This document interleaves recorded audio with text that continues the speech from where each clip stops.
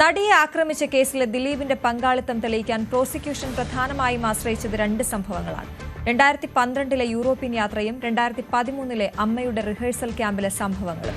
അതേസമയം ദിലീപിന്റെ അഭിഭാഷകന്റെ ക്രോസിൽ അതിജീവിതം മുന്നോട്ടുവെച്ച പല വാദങ്ങളും നിലനിന്നില്ല. കോടതിയുടെ പല ചോദ്യങ്ങൾക്കും വ്യക്തമായ ഉത്തരവും നടിക്കുണ്ടായിരുന്നില്ല. നടിയെ ആക്രമിച്ച കേസുമായി ബന്ധപ്പെട്ട് രണ്ട് പ്രധാന സംഭവങ്ങൾ, ഇതിലെ ഒരു മോട്ടീവ് തെളിയിക്കാനായി രണ്ട് പ്രധാന സംഭവ വികാസങ്ങൾ, അതായത് ദിലീപിന് അതിജീവിതയായ നടിയോട് വൈരാഗ്യമുണ്ടായിരുന്നു എന്നുള്ളത് തെളിയിക്കാൻ വേണ്ടി രണ്ട് സംഭവങ്ങളാണ് പ്രോസിക്യൂഷൻ പ്രധാനമായും കോടതിക്ക് മുന്നിൽ തെളിയിക്കാൻ ശ്രമിച്ചത്. അതിലൊന്ന് യൂറോപ്യൻ ട്രിപ്പുമായി ബന്ധപ്പെട്ട് 3.5 മാസത്തോളം നീണ്ട് 2012 ഉണ്ടായ യൂറോപ്യൻ ട്രിപ്പുമായി ബന്ധപ്പെട്ട് ഉണ്ടായ ചില സംഭവ വികാസങ്ങളും, രണ്ടാമത്തേത് താരസംഘടനയായ അമ്മയുടെ ഷോയായ മഴവിൽ അഴകിൽ അമ്മ എന്ന ഷോയുടെ റിഹേഴ്സൽ ക്യാമ്പിനിടെ ഉണ്ടായ ചില സംഭവങ്ങളുമാണ്.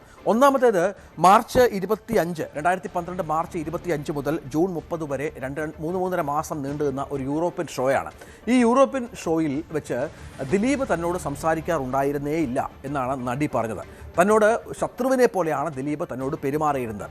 ഈ ഷോയിൽ നേരത്തെ മുതൽ തന്നെ പങ്കെടുക്കാൻ തനിക്ക് താല്പര്യമില്ലായിരുന്നു. പക്ഷേ ചില കമ്മിറ്റ്മെൻറ്റുകൾ ഉണ്ടായതുകൊണ്ട് മാത്രമാണ്, നേരത്തെ ഇതുമായി ബന്ധപ്പെട്ട് കരാറും മറ്റും ഒപ്പിട്ടതുകൊണ്ട് മാത്രമാണ് ഈ ഷോയിൽ പങ്കെടുക്കാനായി താൻ തയ്യാറായത് എന്നാണ് നടി മൊഴി നൽകിയത്. പക്ഷേ ഈ ഷോയിലുടനീളം ഈ ഷോയ്ക്ക് തൊട്ട് മുമ്പാണ് ഈ സംഭവ വികാസങ്ങളൊക്കെ ഉണ്ടായതും ഈ തർക്കമൊക്കെ രൂക്ഷമാകുന്നതും മറ്റും. ഈ മഞ്ജു വാര്യർ പല വിവരങ്ങളും, കാവ്യ മാധവനുമായുള്ള ദിലീപിൻ്റെ ബന്ധത്തിലുള്ള പല വിവരങ്ങളും മഞ്ജുവിന് മനസ്സിലാകുന്നതുമൊക്കെ ഈ ഷോയ്ക്ക് തൊട്ട് മുമ്പ് മറ്റുമാണ്. ആ ഒരു സാഹചര്യം ഉണ്ടായപ്പോഴാണ് നടി ഈ ഷോയിൽ പങ്കെടുക്കുന്നതിൽ ഒരു തരത്തിലുള്ള രണ്ട് മനസ്സോടെ നിന്നത്. പക്ഷേ പിന്നീട് പങ്കെടുക്കുന്ന പശ്ചാത്തലമുണ്ടായി. പക്ഷേ ഈ ഷോയിൽ തന്നോട് ദിലീപ് ശത്രുവായി പെരുമാറി. മറ്റൊന്ന്, ഈ ഒരു യാത്രക്കിടയിൽ വളരെ തൻ്റെ അമ്മയുടെയും സഹതാരങ്ങളുടെ മുന്നിൽ വെച്ച് തന്നെ ഭീഷണിപ്പെടുത്തി എന്നും നടി മൊഴി നൽകുന്നുണ്ട്. അതിൽ പറഞ്ഞത്, തന്നോട് കളിച്ചവരാരും സിനിമാ രംഗത്ത് നിലനിന്നിട്ടില്ല എന്ന് പറയുകയും ഈ മഞ്ജുവിനോട് ഇത്തരം കാര്യങ്ങൾ തിരുത്തി പറയണം എന്നാവശ്യപ്പെടുകയും ചെയ്തു എന്നാണ് നടി മൊഴി നൽകിയത്.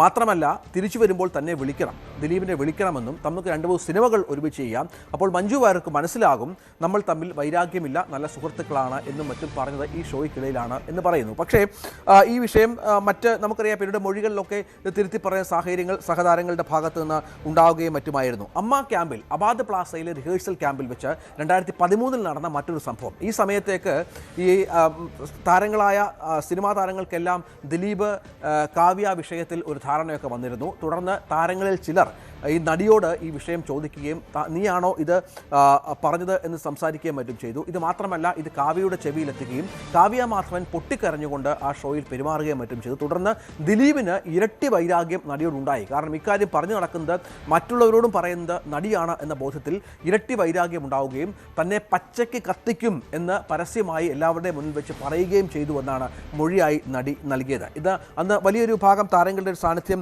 ഈ ഷോയിൽ ഉണ്ടായിരുന്നു. സിദ്ദിഖ് ഉണ്ടായിരുന്നു, ഭാമ ഉണ്ടായിരുന്നു, മുകേഷ് ഉണ്ടായിരുന്നു, ബിന്ദു പണിക്കർ ഉണ്ടായിരുന്നു, ഇടവേള ബാബു ഉണ്ടായിരുന്നു. അങ്ങനെ ഒരു വലിയ സംഘം താരങ്ങൾ ഉണ്ടായിരുന്നു.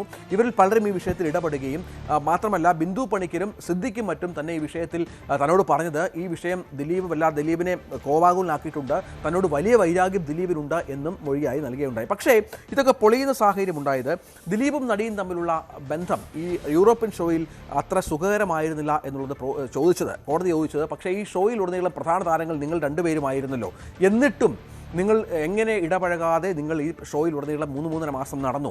താങ്കൾ വലിയ സന്തോഷത്തിലായിരുന്നല്ലോ. അന്ന് ഈ പറഞ്ഞ പോലെയുള്ള മാനസിക പ്രശ്നങ്ങളോ ഒന്നും മുഖത്ത് പ്രതിഫലിച്ചതേയില്ല.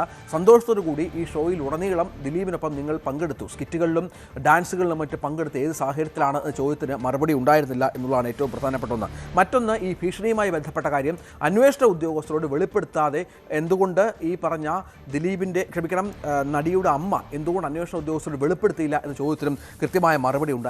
മറ്റൊന്ന്, ഈ ദിലീപ് ഷോയിൽ, യൂറോപ്യൻ ഷോയിൽ ഒപ്പമുണ്ടായിരുന്ന നടന്മാരോ നടിമാരോ ആരും ഇത്തരമൊരു സംഭവം ഉണ്ടായി എന്ന് കോടതിയിൽ മൊഴി നൽകിയില്ല എന്നുള്ളതും ഏറ്റവും പ്രധാനപ്പെട്ട ഒന്നാണ്.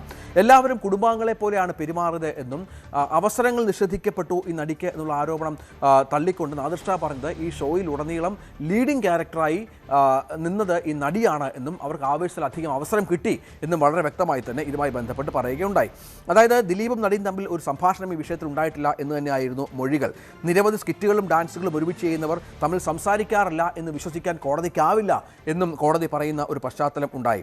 അത് ഭീഷണിപ്പെടുത്തിയിട്ടും പിന്നീട് പെർഫോം ചെയ്യാൻ എല്ലാം അറിയാവുന്ന അമ്മ എങ്ങനെ സമ്മതിച്ചു എന്നുള്ള ചോദ്യത്തിൽ അതിലും അസ്വാഭാവികമായി തോന്നി. അതായത് ഭീഷണി ഉണ്ടായിട്ടും പിന്നീട് ആ ഷോയിൽ പങ്കെടുക്കാൻ എല്ലാം അറിയാവുന്ന അമ്മ എങ്ങനെ സമ്മതിച്ചു എന്നുള്ള കാര്യത്തിൽ ഒരു അസ്വാഭാവികതയുണ്ട് എന്ന് പറയുന്ന ഒരു കാര്യമാണ്. ചുരുക്കത്തിൽ മോശമായ കാര്യങ്ങളൊന്നും ഈ ഷോയിൽ സംഭവിച്ചിട്ടില്ല എന്നാണ് കോടതി കണ്ടെത്തിയത്.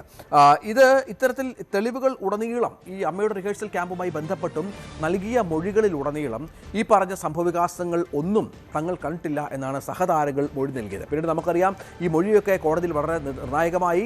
ഈ നടിയോട് കൃത്യമായ വിരോധം ദിലീപിനുണ്ടായിരുന്നു എന്ന് തെളിയിക്കാൻ ഇതുകൊണ്ട് തന്നെ പ്രോസിക്യൂഷൻ സാധിക്കാതെ പോയി. സ്വാഭാവികമായും വിധിന്യായത്തിൽ ദിലീപ് നിരപരാധിയാണ് എന്ന് കോടതിക്ക് വിധിക്കേണ്ടിയും വന്നു. അതാണ് രണ്ട് പ്രധാന സംഭവവികാസങ്ങൾ എങ്ങനെ കോടതിക്ക് മുന്നിൽ പൊളിഞ്ഞു എന്നത് വിധിന്യായത്തിൽ പറഞ്ഞു വച്ചിരിക്കുന്നു.